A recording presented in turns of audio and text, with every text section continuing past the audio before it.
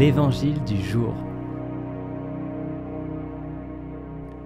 Bonjour, c'est Grégory Turpin. J'espère que tu vas bien, c'est une joie de te retrouver pour méditer ensemble l'Évangile de ce dimanche.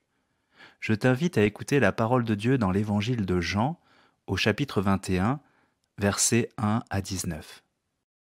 En ce temps-là, Jésus se manifesta encore aux disciples sur le bord de la mer de Tibériade, et voici comment. Il y avait là ensemble Simon-Pierre avec Thomas, Nathanaël, de Cana de Galilée, le fils de Zébédée, et deux autres de ses disciples.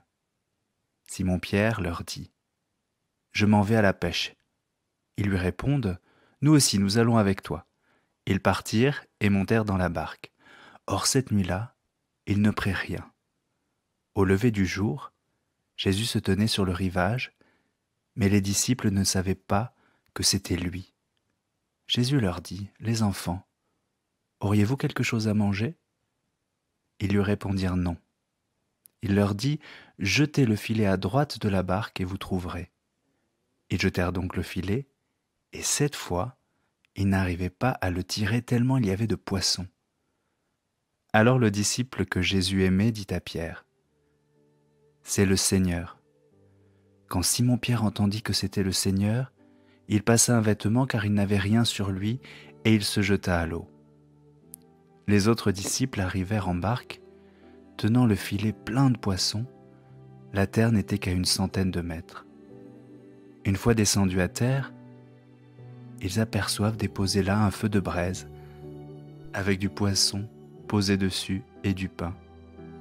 Jésus leur dit : « Apportez donc de ces poissons que vous venez de prendre. » Simon-Pierre remonta et tira jusqu'à terre le filet plein de gros poissons. Il y en avait 153, et malgré cette quantité, le filet ne s'était pas déchiré.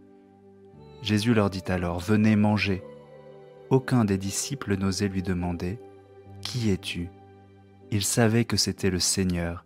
Jésus s'approche, il prend le pain et il leur donne, et de même pour le poisson. C'était la 3e fois que Jésus, ressuscité d'entre les morts, se manifestait à ses disciples. Nous sommes ce dimanche auprès du lac de Tibériade en Galilée.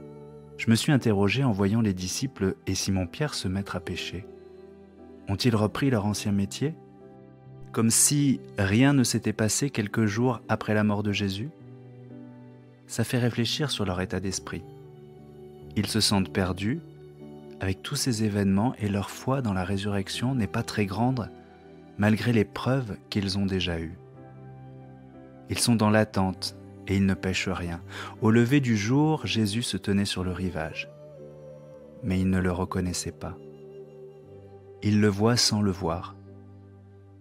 Comme nous, au quotidien, nous savons que Jésus est présent, mais nous menons notre petite vie, nous allons au travail, et nous n'agissons pas comme s'il était à côté de nous. Pourtant, il est là, et il se préoccupe de tous nos besoins. Pas seulement nos besoins spirituels, il prend soin de nous. Il veille à ce que nous ne manquions de rien, à ce que nos besoins charnels soient satisfaits. Jésus demande : « Avez-vous de quoi manger ?» Même si les yeux de leur cœur sont fermés, Jésus est là pour eux. Jetez le filet à droite de la barque et vous trouverez. Cela n'est pas sans rappeler l'épisode de la pêche miraculeuse au début de l'évangile de Luc. À cette époque, les disciples ne connaissaient pas encore Jésus. Ils avaient alors pris tellement de poissons que leur filet s'était déchiré. Or aujourd'hui, Jean nous rapporte que les disciples prennent beaucoup de poissons, mais sans que le filet ne se déchire. Le lien est plus fort. Jésus ressuscité se manifeste, il s'approche de nous, il se manifeste dans la vie réelle des disciples et il répond à leurs besoins les plus fondamentaux comme le travail, la nourriture. Merci Seigneur. Malgré nos manques de foi, tu es là pour nous et tu te manifestes à nous tous les jours en nous permettant de vivre. Par ta résurrection, nous avons reçu la vie en abondance.